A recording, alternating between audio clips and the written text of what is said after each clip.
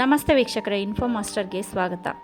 ಉಳುವ ಯೋಗಿಯ ನೋಡಿಲಿ ಭಾಗ 46. ಇದು ಕನ್ನಡಪ್ರಭದಲ್ಲಿ ಪ್ರತಿದಿನ ಒಬ್ಬೊಬ್ಬರು ಪ್ರಗತಿಪರ ರೈತರ ಕುರಿತಾಗಿ ಕೊಡ್ತಾ ಇದ್ದಾರೆ. ಅದನ್ನು ನಾನಿಲ್ಲಿ ಓದಿ ಹೇಳ್ತಾ ಇರೋದು.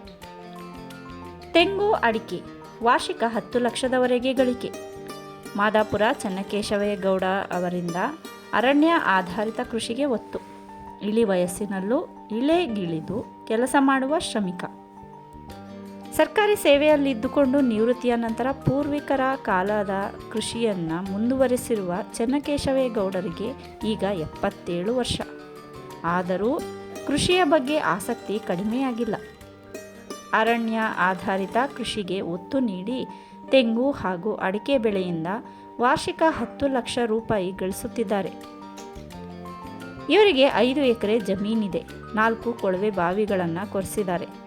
ತೆಂಗು, ಅಡಿಕೆ, ಏಲಕ್ಕಿ, ಮೆಣಸು, ಶ್ರೀಗಂಧ, ಸಿಲ್ವರ್ ಮರ, ತೇಗ, ಹಲಸು, ಬೆಣ್ಣೆಹಣ್ಣು, ನೇರಳೆ, ಗಜನಿಂಬೆ, ಬಾಳೆ, ಅಂಜೂರ, ಸಪೋಟ, ಎಗ್ ಫ್ರೂಟ್, ಕಿತ್ತಳೆ ಗಿಡಗಳಿವೆ. ಎಷ್ಟು ತರಹದ ಗಿಡ ಮರಗಳನ್ನು ಬೆಳೆಸಿದ್ದಾರೆ ನೋಡಿ ಅವರು.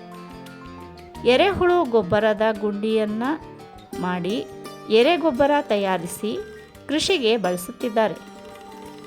ರಾಸಾಯನಿಕ ಗೊಬ್ಬರವನ್ನು ಯಾವುದೇ ಕಾರಣಕ್ಕೂ ಬಳಕೆ ಮಾಡುವುದಿಲ್ಲ ಅಂತಾರೆ. ಬದಲಿಗೆ ಕೊಟ್ಟಿಗೆ ಗೊಬ್ಬರಕ್ಕೆ ಆದ್ಯತೆ ನೀಡ್ತಾರೆ.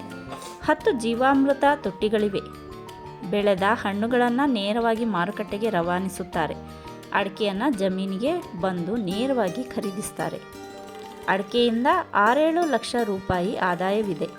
ಈ ಬಾರಿ ಇಳುವರಿ ಹಾಗೂ ದರ ಚೆನ್ನಾಗಿರೋದ್ರಿಂದ ಇನ್ನೂ ಹೆಚ್ಚಿನ ಆದಾಯ ನಿರೀಕ್ಷಿಸಬಹುದು ಅಂತಾರೆ. ತೆಂಗಿನಕಾಯಿ ಮಾರಾಟದಿಂದ ಸುಮಾರು 2.5 3 ಲಕ್ಷ ರೂಪಾಯಿವರೆಗೆ ಬರುತ್ತೆ.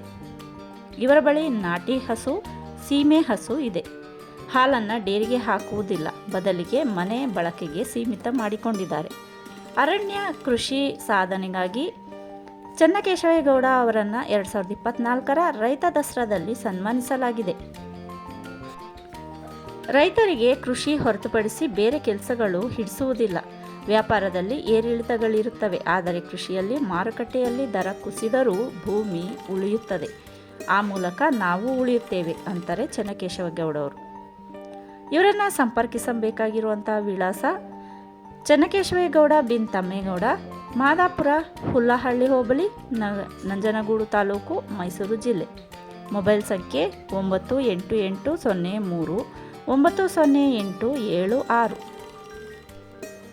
ಸ್ನೇಹಿತರೆ, ಮುಂದಿನ ವಿಡಿಯೋದಲ್ಲಿ ಮತ್ತೊಬ್ಬ ಪ್ರಗತಿಪರ ರೈತರ ಕುರಿತಾಗಿ ಮತ್ತೆ ಭೇಟಿಯಾಗೋಣ.